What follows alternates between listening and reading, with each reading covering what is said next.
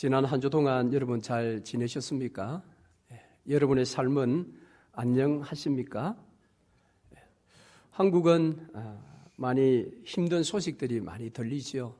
그래서 새로운 단어들이 들리기도 합니다. 예를 들면 헬조선이다.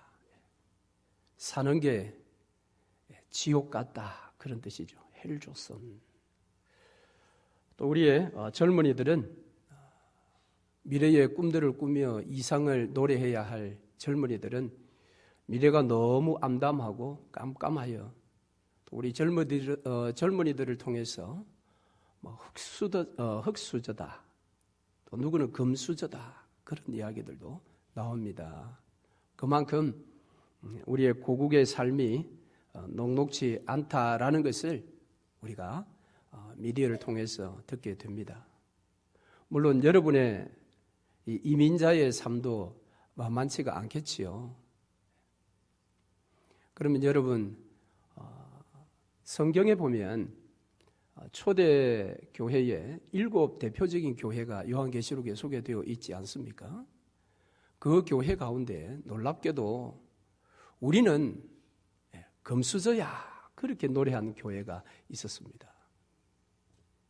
여러분 무슨 교회겠습니까?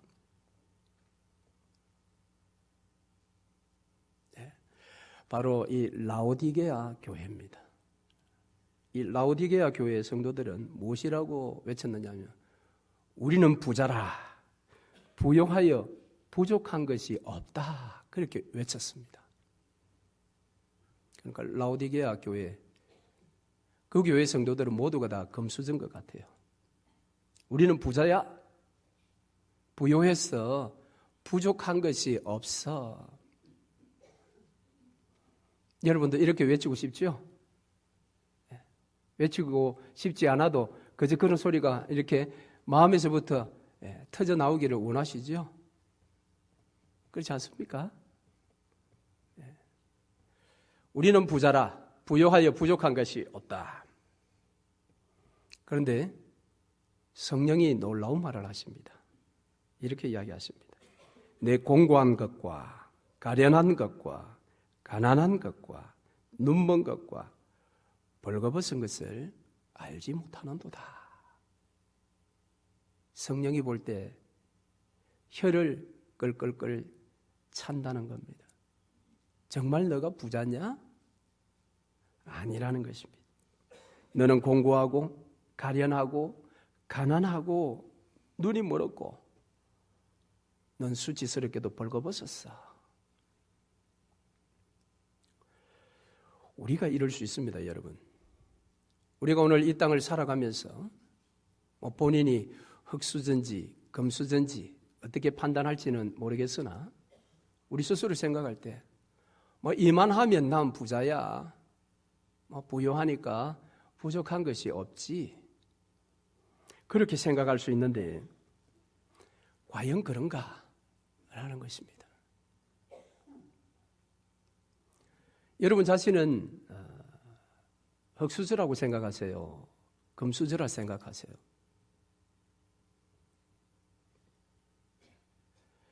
그러나 객관적으로 볼 때 여러분이 적어도 이 미국 땅에 오셔서 살고 계시는 걸 볼 때에 아무래도 흙수저보다는 금수저에 가깝다고 저는 봅니다.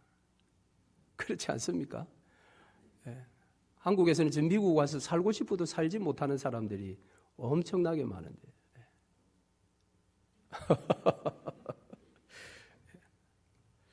자, 그러면은 우리가 금수저라고 할 때에 우리도 이처럼 라오디게아 성도들처럼 노래할 수 있다라는 겁니다. 전쟁의 위기도 없어요.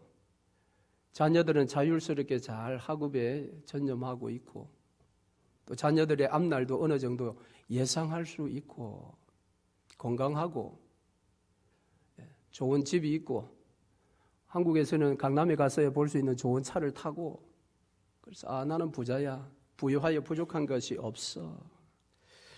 그러나 정말 중요한 것은 오늘 성령이 지적하고 있는 정말 우리에게서 부족한 것이 무엇인가를 우리가 아는 것입니다. 나에게 정말 지금 부족한 것이 무엇인지를 아는 것이 중요합니다. 이것을 알지 못하면 라오디게아 교회처럼 자기는 부족한 것이 없다 노래하는데 성령은 혀를 차고 있다는 겁니다. 자, 그러면 우리가 부족한 것이 무엇인지를 제대로 볼 수 있는 그런 눈이 있어야 되는데 그 부족한 것을 볼 수 있는 방법이 뭐냐라는 거죠. 그 길이 무엇일까? 자, 그것을 오늘 본문의 말씀을 통해서 한번 생각해 보려고 합니다.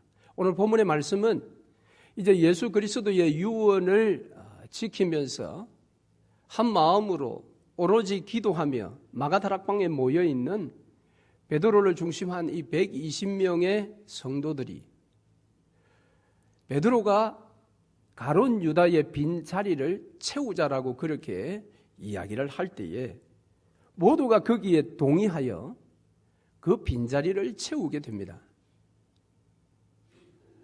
뿐만 아니라 이 베드로는 그 빈자리를 채우려고 하는 것, 이 가룟 유다가 간 그 배반과 자살의 그 길이 어떻게 하다가 욕망에 완전히 함몰되어서 그렇게 된 것이 아니라 그것은 이미 구약 성경에 다 예언된 그 길로 갔기 때문에 그 빈자리는 반드시 채워야 한다.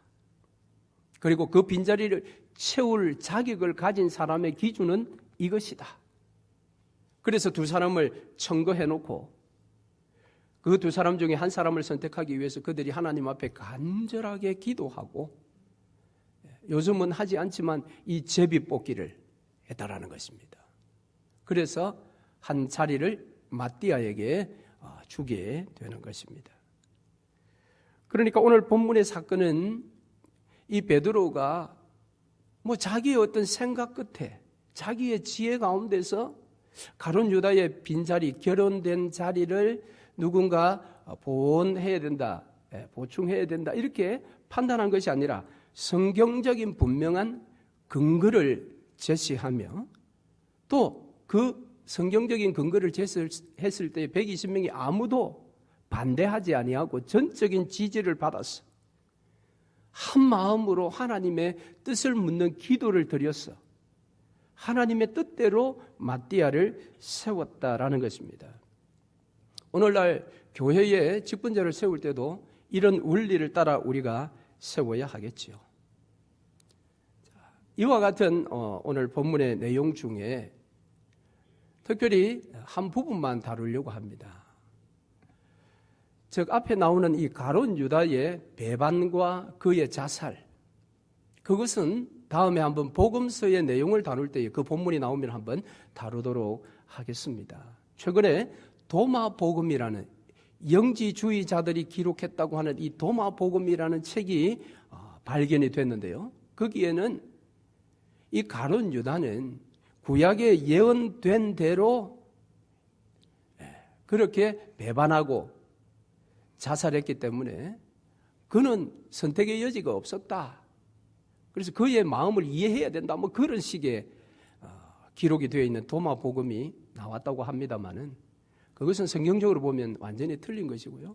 그래서 이 가룟 유다의 배반과 자살에 대해서는 다음에 한번 다루기로 하겠습니다. 그리고 오늘 또 마띠아를 세울 때에 그 사도의 자격 기준을 오늘 두 가지로 본문에서 설명을 합니다. 그래서 이 직분자를 세울 때의 어떤 자격 기준 이런 것들도 다음에 따로 한번 이 본문을 다루도록 그렇게 하겠습니다. 올 가을 처음에 저희 교회가 장로를 선택하려고 합니다. 그때 처음에 한번 이 본문을 다루면서 정말 우리가 어떤 기준을 가지고 우리 넓은 장로교회에 장로를 선택해야 할 것인지 그때 한번 다루도록 하겠습니다. 그리고 오늘은 이 본문들 중에 특별히 빈자리를 채웠다라는 베드로의 이 일에 대한 의미를 함께 생각해 보려고 합니다. 자, 지금 이 사건이 일어난 시점은 예수님께서 성천하신 다음입니다. 자, 성천하시고 오순절 날 성령이 오셨죠. 약속하신 성령이. 그러니까 성천과 오순절 성령이 오실 때까지는 약 10일의 시간이 걸렸습니다. 자, 이 10일 동안 성천하시면서 예루살렘 떠나지 말고 아버지의 약속하신 성령을 기다리라 했기 때문에 그것을 지키기 위해서 마가다락방에 그들이 모였어요. 모여서 오늘 베드로가 이 이야기를 하게 되는데 그 성천한 이후에 몇째 날인지는 알 수가 없습니다. 그러나 분명한 것은 오순절 되기 전이니까 40며칠째 이 일이 일어난 것입니다. 자, 그러면 약속하신 아버지의 성령을 기다리고 있을 때에 지금 곧 오실 텐데 왜 이 10일이라는 짧은 기간 속에 이처럼 중요한 직분자를 세우느냐. 더구나 지금 12에 가룟 유다가 빠졌으니까 11이 되었죠. 이 한 자리를 꼭 이때에 채워야 되느냐. 이 지금 아버지의 약속하신 것을 기다리는 이 역사적인 상황 속에서 예수님께서 유언을 하실 때에 성천하시면서 예루살렘 떠나지 말고 아버지의 약속하신 것을 기다리면서 가룟 유다 자리 하나도 빨리 보선해라. 그렇게 말씀하시지도 않았는데 왜 꼭 12라는 숫자를 지금 채우려고 베드로가 지금 이야기하고 있는가라는 것이지요. 예수님은 제자를 12명 선택하셨습니다. 제자를 선택하시는 그 기간이 짧아서 12명만 선택하시고 바로 급하게 십자가를 지신 것이 아닙니다. 원래 계획대로 12명을 선택을 하신 것입니다. 자, 이 12라는 숫자에 아주 중요한 의미가 있음을 우리가 알 수 있는 대목이지요. 굳이 예수님께서 왜 12명을 세우셨는가? 그것은 이 12사도는 구약의 12지파를 상징합니다. 구약의 이스라엘이 12지파라는 그 기둥 안에서 이스라엘이 세워진 것처럼 이제 곧 새로운 이스라엘이 출발할 것입니다. 언제부터? 아버지의 약속하신 성령이 위로부터 오시면 그때는 새로운 이스라엘, 영적 이스라엘이 시작됩니다. 그 영적인 이스라엘이 시작될 때에 바로 그 새로운 이스라엘의 기둥이 될 수 있는 12사도. 그래서 12라는 숫자를 채워야 하는 것이었습니다. 뿐만 아니라 요한계시록 4장 4절에 보면은 이 구약의 교회와 신약의 교회의 완성체라고 할 수 있는 천상교회의 모습이 나타나는데 그 천상교회 보니까 24보좌가 있는데 거기에 24명의 장로들이 앉아있는 모습을 기록해 놓고 있습니다. 그것은 하나님 나라에 대한 약속을 주었던 구약의 교회, 12지파가 뼈대가 되었던 구약의 교회와 그 언약, 약속이 이루어졌던, 성취되었던 신약의 교회, 즉 12사도를 중심으로 한 신약의 교회, 이 두 교회가 완성체로 이루어진 교회가 천상교회입니다. 천상교회 보니까 24 장로들이 앉아있는 보좌가 있더라. 그러니까 11이 아니라 12라는 숫자를 채워야 했던 것입니다. 그래서 새로운 이스라엘의 출발을 온전하게 하기 위해서 이 자리는 채워져야 했던 것입니다. 사실 그들은 한 명이 없어도 11명이 충분히 사명을 감당할 수가 있습니다. 왜냐하면 그들은 3년 동안 예수 그리스도와 함께 먹고 마시며 훈련을 제대로 다 받았습니다. 뿐만 아니라 성천하시기 전에 예수님께서 40일 동안 이 제자들에게 나타나셔서 부활의 강력한 그 능력을 가지고 반복 학습을 했습니다. 40일 동안. 제자들을 다시 불러 모아서 반복 학습을 했었습니다. 그리고 성천하셨더니 반복 학습의 효과가 나타나서 그들이 한 마음으로 오로지 모여 기도에 전심전력하게 되었습니다. 그리고 이제 곧 성령이 오시면 그 권능 아래 예루살렘과 온 유대와 사마리아와 땅끝까지 정인이 충분히 될 수 있습니다.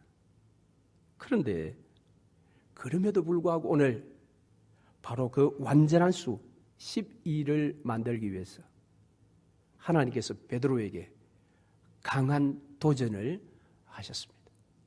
그래서 베드로가 오늘 20절의 말씀을 이야기하는데 20절의 말씀은 구약 시편의 두 곳을 인용하고 있습니다. 자, 먼저 나오는 말씀에 보면 20절 시편에 기록하였으되 그의 거처를 황폐하게 하시며 거기 거하는 자가 없게 하소서. 이 말은 구약의 시편 69편 25절 말씀입니다. 자, 이 69편은 어떤 배경을 가지고 있느냐 하면 하나님께서 다윗을 통해 이스라엘의 신정 정치, 신이신 하나님이 다스리는 나라를 온전히 세우겠다고 했는데 그때의 아히도벨이라는 이 책략가가 다윗에게 반역하게 됩니다. 하나님은 당신이 기뻐하는 다윗을 통해서 이 신정 정치를 펼치고자 하는데 나름 세상에 탁월한 이 지혜를 가진 책략가 아히도벨이 다윗에게 반역하며 다윗을 죽이려고 합니다. 그때에 그 아히도벨의 반역에 대해서 하나님께서 그를 비판하시고 그의 멸망을 예언하십니다. 그 내용이 바로 오늘 베드로가 먼저 인용한 시편 69편의 말씀입니다. 그러니까 무엇입니까? 예수님께서 이 땅에 오셔서 저와 여러분의 모든 죄인들을 구원하여 하나님의 백성 삼으시겠다는 하나님의 놀라운 구원의 계획을 이루어 가시는 그 일에 정면으로 반역하여 예수를 은30에 제사장들에게 팔아버린 바로 이 가롯 유다. 그가 구약에 모형적으로 나타났던 이 아히도벨의 길을 걸었다라는 것입니다. 그러니까 이미 구약에 예언되었던 그 예언대로 가롯 유다는 자신이 그 역할을 감당하지 않아도 되는데 그는 사단의 유혹에 끈을 끊지 못하고 결국 아히도벨 같은 반역을 꾀하여 그가 하나님의 심판을 받아 자살케 되어 멸망당했다라는 것입니다. 그러니까 가롯 유다의 배반과 자살에 대해서 사실 이 초대 교회가 굉장히 이게 처리하기가 난감한 부분입니다. 그래서 이 부분을 다음에 한번 따로 다루겠다라는 것입니다. 오늘날도 마찬가지입니다. 도마복음이라는 어처구니 없는 책이 나올 만큼 인본주의적인 해석이 여기에 가미되는 거예요. 예수님이 십자가를 지시기 위해서 오셨다고 하셨는데 그러면 누군가는 팔아야 되지 않느냐. 그래서 희생양이 가롯 유다 아니냐. 뭐 이런 식의까지 인간 중심적인 해석을 하고 있기 때문에 이 부분은 따로 한번 우리가 깊이 다루어야 하고. 자, 그 다음에 나오는 두 번째 인용이죠. 또 일러서되 그의 직분을 타인이 취하게 하소서라고 합니다. 그러니까 빈 직분을 누군가가 채워야 된다라는 것을 이미 구약의 시편, 이건 109편 8절 말씀입니다. 예언되어졌다라는 겁니다. 그 예언을 따라 지금 그 직분을 채우자라는 것입니다. 바로 이 109편의 내용은 이 8절의 내용이 무엇인가 하면은 글의 전체적인 문맥을 보면 이 시인이 원수를 갚아야 되는데 그 원수가 갑자기 죽어버리는 것입니다. 그러니까 원수 갚을 일이 없는 것입니다. 그래서 그 대신 나의 원수 갚음을 담당할 역할을 할 사람을 채워달라라는 그런 내용입니다. 그러니까 오늘 이 가롯 유다도 하나님의 원수가 되고 예수의 원수가 되어서 갑자기 자살로 인생을 마감하여 빈자리가 되었는데 바로 그 빈자리를 채워야 한다라는 것이 구약의 예언이었습니다. 그러니까 오늘 이 베드로가 자기 어떤 논리적인 지혜를 가지고 빈자리를 하나 채우자. 그렇게 이야기한 것이 아니라 성경적인 분명한 근거를 가지고 그렇게 지금 빈자리를 채우자라고 이야기를 합니다. 그랬더니 거기에 모든 사람이 한 사람도 반대가 없었습니다.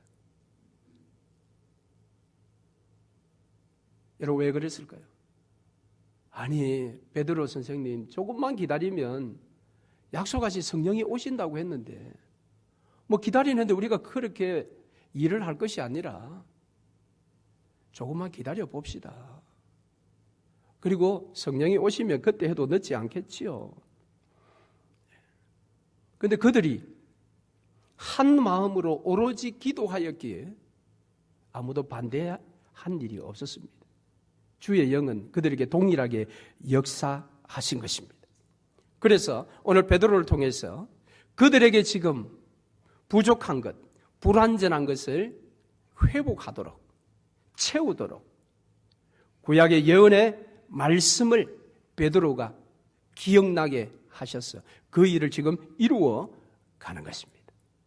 이 모든 것이 그들이 한 마음으로 오로지 기도했을 때에 나타났던 하나님의 역사, 하나님의 일하심이었습니다. 여러분, 그러므로 성도는 기도하는 자입니다. 기도하는 자가 성도가 된다라고 말할 수는 없지만 성도는 기도하는 자입니다. 왜냐하면 하나님은 그 성도에게 당신의 계획하신 모든 일들을 이루어 가시기를 원하시기 때문에 그렇습니다. 그런데 그 성도를 향한 하나님의 계획하심, 그 계획하심은 언제 이루어지는가?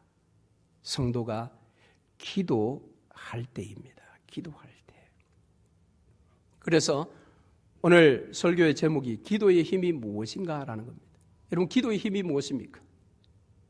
기도의 힘이란 내가 원하는 것을 하나님께로부터 받아내는 어떤 능력이라고 여러분 생각하시지요? 내가 간절히 기도하면 내 소원을 우리 아버지 하나님이 반드시 들어주실 것이라고 그렇게 생각을 합니다. 그것도 맞습니다. 그러나 그 기도의 소원, 내용이 무엇인지는 우리가 한번 생각해 보아야 합니다. 자, 무엇입니까? 우리의 아버지 하나님은 저와 여러분에게 가장 좋은 것을 예정해 놓고 있습니다. 여러분 그것을 믿으십니까? 우리의 아버지시기 때문에 우리의 미래의 삶에 필요한 영육간의 모든 것을 이미 다 아시고 이미 주실 것을 계획하시고 예정해 놓으셨습니다. 그러면 우리가 기도할 이유가 없지요. 하나님이 다 아시고 주실 것까지 다 계획해 놓았는데 우리가 왜 기도해야 하느냐? 여기에 여러분 놀라운 비밀이 있습니다. 이 부분에 대해서 그 위대한 신학자 헤르만 바빙크는 이런 이야기를 했습니다. 하나님이 우리의 미래의 모든 것을 다 예정해 놓으시고 우리의 필요를 채워 주실 것을 우리가 아는데 왜 기도해야 하느냐? 그랬을 때에 헤르만 바빙크가 말하기를 하나님의 그 예정 속에는 우리의 기도가 들어가 있기 때문에 기도해야 한다 그랬습니다. 이 말이 무슨 말입니까? 저와 여러분에게 가장 좋은 것을 주실 것을 하나님은 창세전에 이미 다 계획해 놓으셨어요. 그것을 예정해 놓으셨습니다. 정해 놓으셨습니다. 그래서 아버지가 원하시는 좋은 때에 우리에게 그것을 다 하나씩 하나씩 주실 것입니다. 우리를 구원하여 주실 뿐만 아니라 우리에게 풍성함까지도 주시고자 주님이 이 땅에 오셨다고 말씀하셨죠. 인자에 온 것은 양으로 하여금 생명을 얻게 하고 풍성케 하려 왔노라. 저와 여러분을 구원시키시고 구원 이후의 미래의 삶을 풍성하게 만드시기 위해서 이 땅에 오셨고 그 일을 십자가에서 다 이루어 완성하셨습니다. 그런데 그것이 우리의 삶에 실제 일어나려면 기도해야 된다라는 겁니다. 그 예정 가운데 우리의 기도가 들어가 있기 때문에 우리가 기도하지 않으면 그 예정함이 우리에게 이루어지지 않는다라는 것입니다.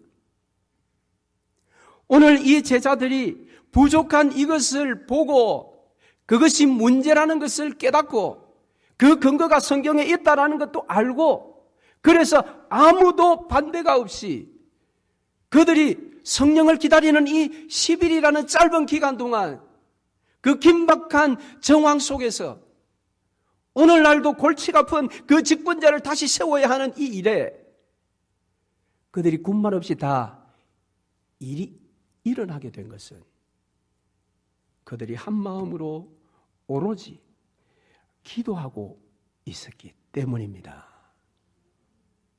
이것이 여러분 기도의 힘입니다.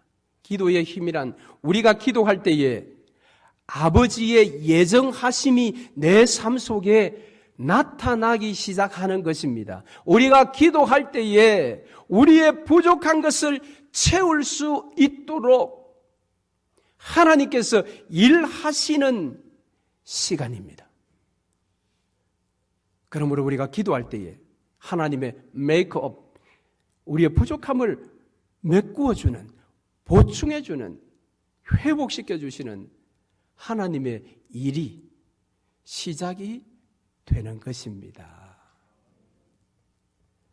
여러분, 그러므로 오늘 우리가 기도해야 하지 않겠습니까? 우리가 기도해야 합니다. 그것도 여러분 각자 개인이 골방에 들어가서 개인 기도 하시는 것도 아주 중요합니다만은 오늘 본문의 말씀을 통해 우리가 볼 수 있는 것은 우리가 함께 모여 한 마음으로 여러분 기도하는 그 시간이 더 소중하고 그 기도의 힘이 더 크심을 여러분 잊지 마시기를 바랍니다. 그래서 흩어졌을 때는 우리가 개인적으로 골방에서 기도하고 그러나 정해진 시간에는 우리가 다시 모여 주의 이름을 부르며 기도할 때에 우리 가운데 있는 부족함이 무엇인지가 그때 드러나게 됩니다. 그래서 이것이 부족한 것이요 이것을 우리가 채워야 하노라라고 이야기했을 때에 아무도 반대함이 없이 주의 도우심으로 그 부족함이 채워졌어. 우리 교회가 완전해지며 그 위에 하나님의 뜻을 하나하나 이루어 갈 수 있습니다. 라오디게아 교회는 그것을 보지를 못했다라는 것은 아마 이 교회는 기도가 약한 교회였던 것 같습니다. 그들이 모여서 함께 기도하는 그 일에 열심을 내지 못했던 것 같습니다. 함께 모여 기도하지 못했으니 그들의 부족함이 무엇인지를 볼 수 없었고 오히려 그들은 나는 부자라 부요하여 부족한 것이 없다. 오늘 우리도 그럴 수 있습니다. 우리도 함께 모여 성령이 우리에게 보여주시는 정말 우리 넓은 장로교회 그 교회의 부족함이 무엇인지를 보지 못한다면 우리 각자는 스스로 생각할 때에 이 정도 하면 부자야. 난 부요해. 난 부족한 것이 없어. 그렇게 생각하거나 고백할 수가 있습니다. 자, 그래서 여러분 결론적으로 성령의 음성을 우리 다 같이 한번 보도록 하겠습니다. 요한계시록 3장으로 한번 가보겠습니다. 요한계시록 3장 바로 이 라오디게아 교회 그 교회를 향한 성령의 음성을 같이 한번 들어보겠습니다. 요한계시록 3장 19절 말씀.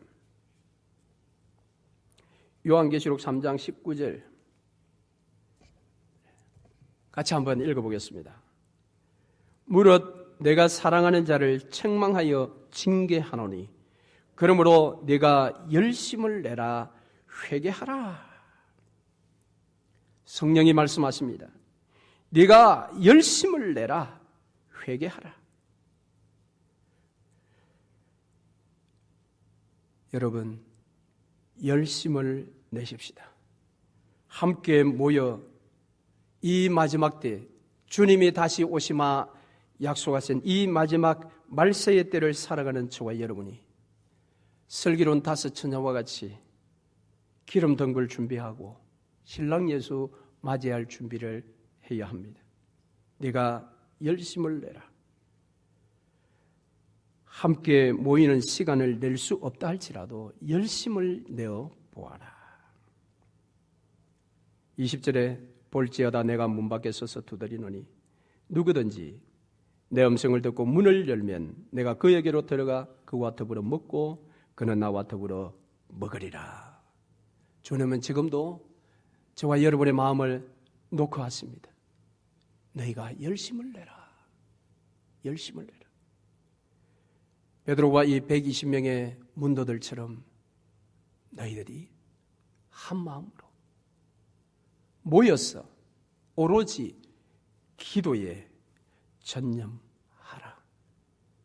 지금 방학이 되었어요. 우리 젊은 집사님들께서 이제 수요 예배와 금요 기도에 조금씩 나오세요. 기쁘게 생각을 합니다. 여러분, 성령이 말씀하십니다. 22절 말씀. 귀 있는 자는 성령이 교회들에게 하시는 말씀을 들을지어다. 이 말씀이 여러분 심령에 잘 박힌 목과 같이 되었어. 여러분, 모이는 일에 더 힘쓰시고 우리의 부족함이 기도 가운데 드러나며 주의 은혜로 그것이 채워져서 완전케 되는 교회와 여러분의 삶이 되시기를 주의 이름으로 축원합니다. 아멘.